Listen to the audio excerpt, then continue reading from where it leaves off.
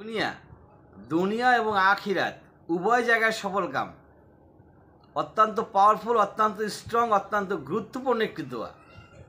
যে দোয়ার মাধ্যমে আপনি দুনিয়াতে সফল হবেন, দুনিয়াতে আপনার মনের সকল চাহিদা পূরণ হয়ে যাবে, মনের আশা পূরণ হয়ে যাবে এবং মৃত্যুর পরে আখিরাতে কাল কিয়ামতের ময়দানেও আপনি সফলতা পাবেন, সর্বোচ্চ সাফল্য, জান্নাত পেয়ে যাবেন ইনশাআল্লাহ তাআলা। ভাবা যায় অত্যন্ত গুরুত্বপূর্ণ একটি দোয়া। আপনি সারা জীবন তো আপনি অনেক দোয়াই করলেন, অনেক ধরনের অজিফা পাঠ করলেন, এবার এটা একটু করে দেখেন। নামাজ পড়ি, আমরা নামাজ পড়ি, রোজা রাখি, দান সদকা করি, বিভিন্ন ধরনের সমাজের ভালো কাজে আমরা অংশগ্রহণ করি, অথচ আমরা পরিপূর্ণভাবে সফলতা অর্জন করতে পারি না। কারণ হচ্ছে আমরা ইসলামিক রুলসগুলো আমরা জানি না, সেই অনুপাতে মানি না।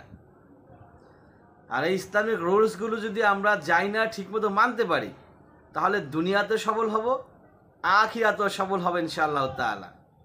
তাহলে ছোট্ট একটি দোয়াটা হচ্ছে হাসবি আল্লাহু লা ইলাহা ইল্লাল্লাহু আলাইহি তাওয়াক্কালতু ওয়া হুয়া রাব্বুল আরশিল আযীম।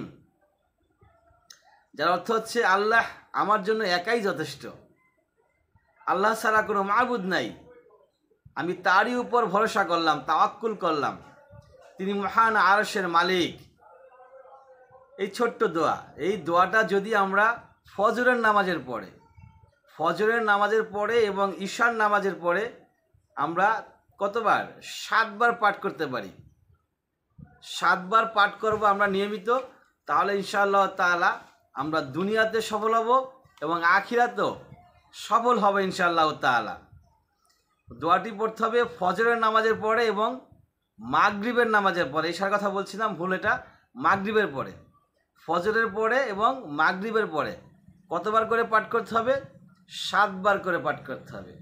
আর এটা পড়লে আমরা মহান রব্বুল আলামিনের দায়িত্বে চলে যাব।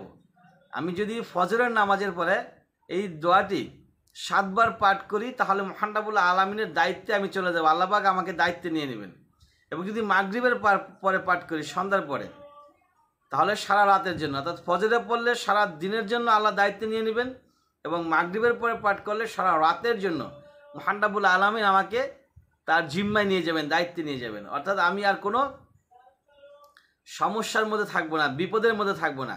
দুনিয়াতে ইনশাআল্লাহ সর্বোচ্চ সফলতা অর্জন করব, বাড়ি গাড়ি, টাকা পয়সা, ধন দৌলত, সকল কিছুর মালিক হয়ে যাব এবং মৃত্যুর পর আখিরাতেও সর্বোচ্চ সফলতা, সর্বোচ্চ সাফল্য যেটা, সেটা পেয়ে যাবে ইনশাআল্লাহ।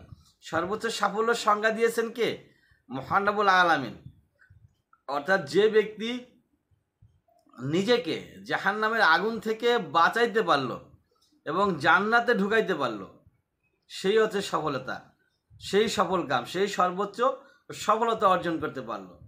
তা আমরা ইনশাআল্লাহ 5 ওয়াক্ত নামাজের পাশাপাশি এরকম ছোট ছোট আরও অনেক দোয়া আছে, ওই দোয়াগুলো আমরা নিয়মিত পাঠ করার চেষ্টা করব, তাহলে ইনশাআল্লাহ আমরাও সর্বোচ্চ সফলতা পেয়ে যাব। ও আখির দাওয়ানা আলহামদুলিল্লাহি রাব্বিল আলামিন।